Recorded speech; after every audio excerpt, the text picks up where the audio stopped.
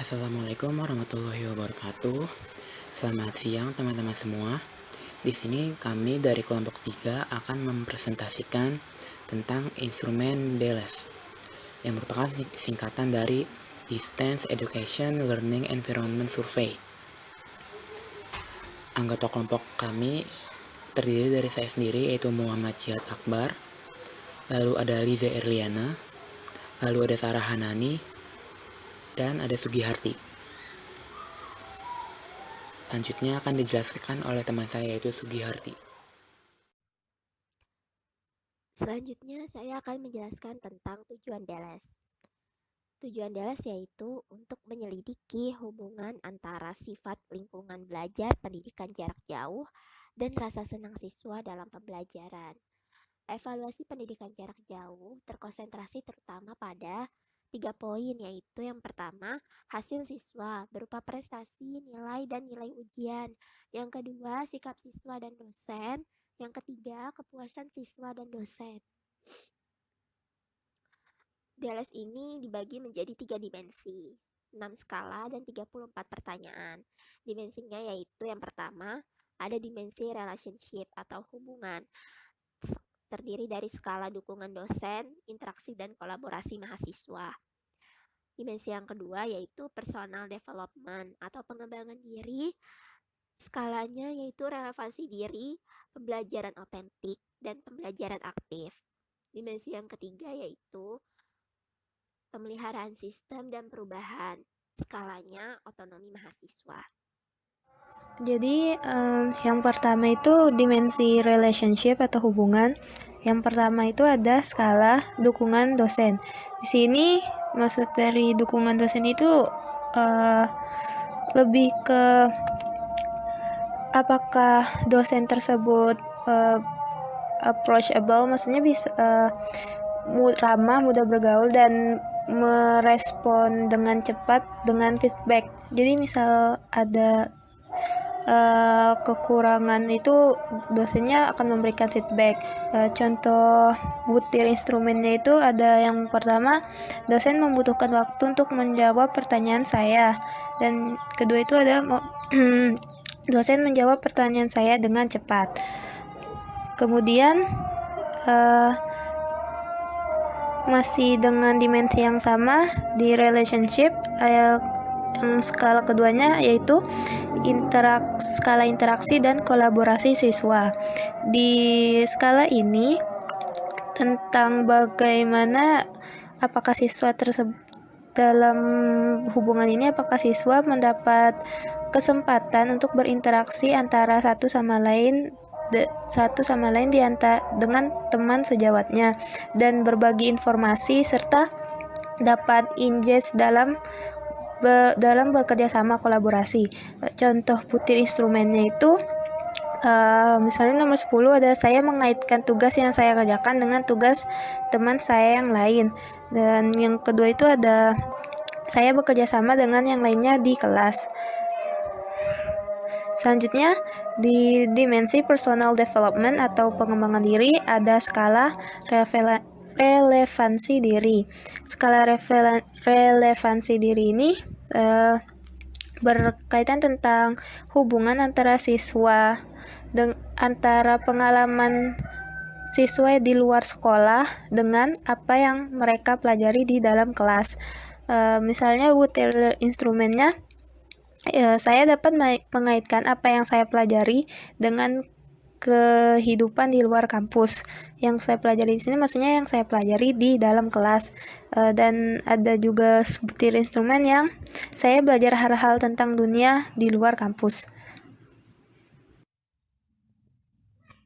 Dalam dimensi yang sama, yaitu personal development atau pengembangan diri, terdapat skala yang dinamakan pembelajaran otentik atau authentic learning.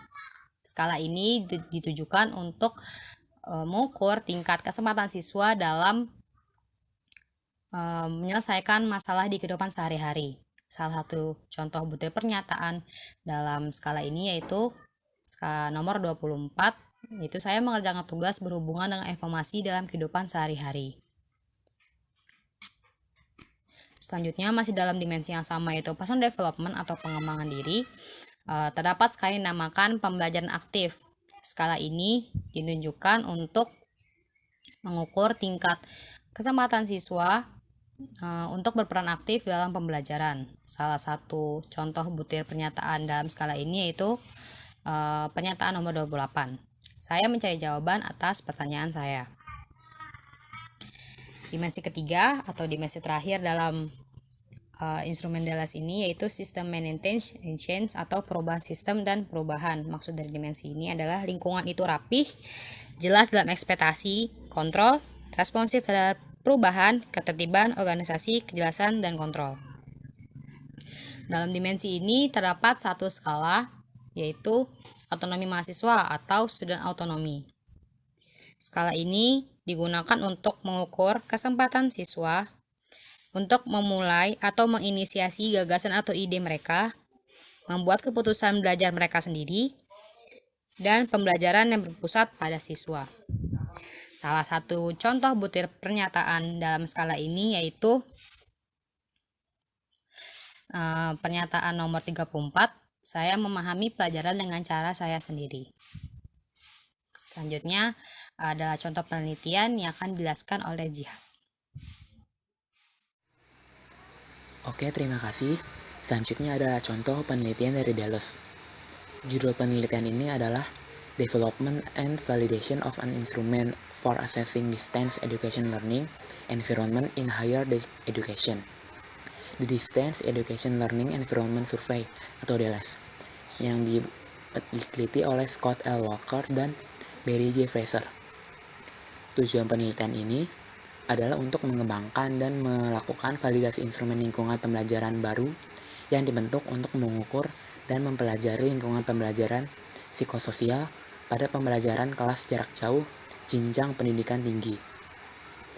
Untuk metode penelitiannya adalah survei dengan kuesioner DLS dengan sampel sebanyak 680 mahasiswa program sarjana dan pasca sarjana dari USA, Kanada, Australia, dan Selandia Baru yang berpartisipasi dalam pembelajaran di kelas jarak jauh. Pengumpulan data menggunakan instrumen DLS yang disebarkan melalui HTML dalam World Wide Website. Hasil penelitiannya, di mana hanya 34 dari 48 items atau pertanyaan dari 6 skala DLS yang valid. Ini juga yang mengakibatkan tujuan instrumen DLS ini berubah, yang awalnya untuk mengukur kenyamanan siswa dalam atau selama pembelajaran jarak jauh menjadi pengembangan pengetahuan siswa sama pembelajaran jarak jauh. Karena di skala awal dari instrumen DLS ini ada skala enjoyment, di mana skala tersebut ternyata tidak valid ketika diteliti. Lalu dari ke-6 skala DLS yang diteliti, hasil pengukuran dinyatakan reliabilitas konsistensi tiap skala berada pada jangka 0,75 sampai dengan 0,94 yang dinyatakan dapat diterima hingga sempurna. Lalu besar regresi dan korelasi instrumen DLS yang telah dikembangkan ini bernilai positif, yang menyatakan semakin tinggi tingkatan pada setiap skala DLS, semakin baik atau menyenangkan pembelajaran jarak jauh ini. Cukup sekian presentasi dari kami. Kurang lebihnya mohon maaf. Wassalamualaikum warahmatullahi wabarakatuh.